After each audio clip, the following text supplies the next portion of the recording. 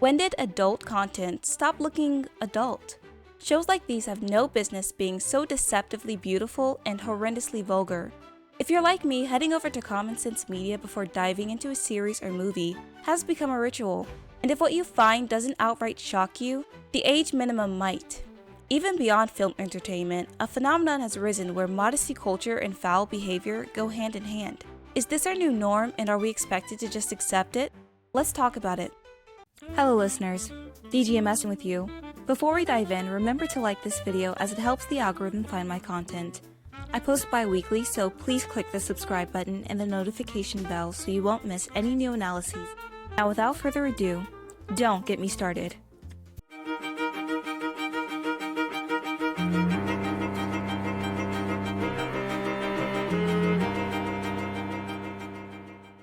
Hey you boomer! Quit complaining, it's 2025 and it really doesn't matter what genre of TV shows you watch. Best stick to your Little House on the Prairie reruns, or prepare your eyes for a few out-of-pocket displays of human debauchery. And that goes for anyone else who prefers decency.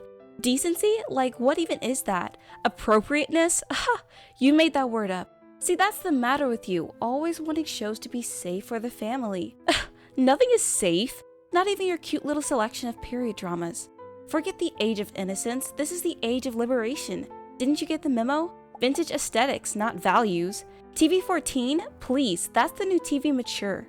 Even Poldark slapped with his big, scary 18+ rating is probably a safer bet for teens than your average so-called TV 14 series. All jokes aside, this is what we have to look forward to. Innocence is being used as a mask for perversion, the ultimate metaphorical wolf in sheep's clothing. In the case of art, this form of subversion is often considered comical and meant to be laughed at. I don't know about you, but I don't find anything funny about ladies and gentlemen behaving like anything other than ladies and gentlemen.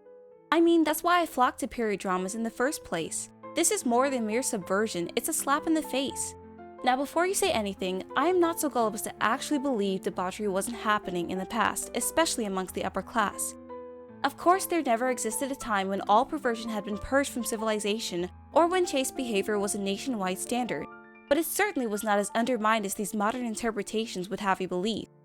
Grandma may have cursed on occasion, but she wasn't allowing such crass words to carry her every conversation, and she certainly had a limit on which words she would in fact use.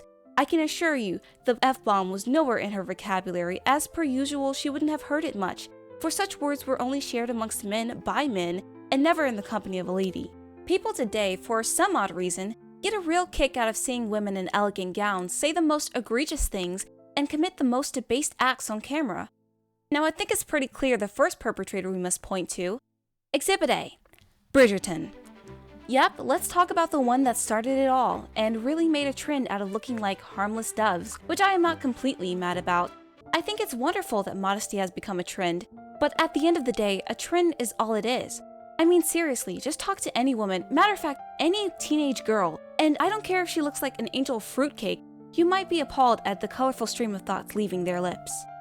It's become so normal now for everyone and their mom to suddenly embrace certain styles such as the old money aesthetic, or having classes prioritized, at least in theory. And we all want to romanticize our life as though we exist during a time of rules both written and implied, indulging in the spoils and splendor such rules foundered. But then watching these rules be broken in every way possible to the point of wondering why there are rules at all. What purpose do they serve other than to create more weightless conflict for characters that could dismiss protocol at the drop of a hat, but still pretend they are bound by it? We live in a time where class is worn like a costume, and vulgarity parades as comedy. And what's worse, we've been trained to call it art. But why can't we keep these two abstractions separate? Why must purity be the butt of a twisted joke? It's like they're trying to trick us, and it's working. I have a theory for where this aesthetic conflict stems from. It's the same agenda that teaches us to be sympathetic towards villains and mistrust anyone in a clean white suit. It's the same agenda that decides to make Bluey a cartoon about a female dog who happens to be the color most typically associated with boys, with her only feminine quality being her pronoun. It's an agenda that allows some of the most ingenue singers out there to get away with using profanity in doo-wop style songs as though they're just singing Twinkle Twinkle. It's the agenda of confusion, a subtle effort to make us less trusting of our ability to point out the good guy from the bad guy, the damsel from the witch. If you see something off with this picture, there must be something wrong with you. Well, I understand the world has never and will never fit my ideal. And I know for a fact that how you naturally look on the outside cannot place you as a sinner or a saint. But you will not bamboozle us into believing it isn't the job of visual entertainment to make these connections for us, so the audience is not led astray. There is meaning in color, as we see in many examples throughout cinema. And there is a reason the ingenue in a play is a wide-eyed soprano singer. These decisions are made on purpose.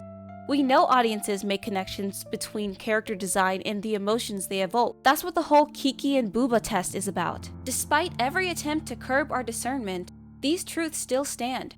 Softer, gentler features appear harmless, friendly, and good-natured, while harsher, irregular features may come off sinister, untrustworthy, or mean. We are all aware of this, which is why many women are drawn to the Regency and Pre-Raphaelite aesthetics. The reason for it, you might ask? Because they themselves see value in the appearance of things that are innocent, yet we are told to act blind to it. Bridgerton could have taken place in any genre or setting. It just so happens that all of that depravity is taking place among tea gowns and top hats. But this isn't just an isolated incident. If you think the problem ends with Bridgerton, you haven't seen The Great. The Great is one of the most recent TV series guilty of this cinematic sin. The show is meant to be a satirical comedy drama following the rise of Catherine the Great. I was intrigued by The Great honestly because of Elle Fanning. She's practically synonymous with innocence thanks to roles like Aurora in Maleficent. And it's not hard to see why. I mean, have you seen a more cherubic face in your life? So I expected this to be something clever and stylish. What I found instead was a show yet again hiding vulgarity behind pastel colors and witty banter. So what happened was I began looking up clips and edits of the show. The clips for the most part were fine. It was the edits that revealed all that was really going on in the first season. And that immediately turned me off from watching the show, along with kinda ruining my idea of Elle Fanning. 2 years or seasons later, more of these were recommended to me here and there, and I realized Catherine the Great must have gotten even more profane as the show went on. Now, I really don't care if the show decides to be blasphemous, profane, or vulgar since I don't watch it, but just look at the color palette here. Yes, the show is a satire, and yes, 18th century Russia certainly was this beautiful, but if you cast Elle Fanning for the role, on top of showing me a vast display of bright yellows, pinks, and greens, and then expect me to say that it doesn't appear innocent, you're so in denial you've met Moses himself. Because the trailer doesn't even prepare you for what's in this show, and I don't think that's a mistake.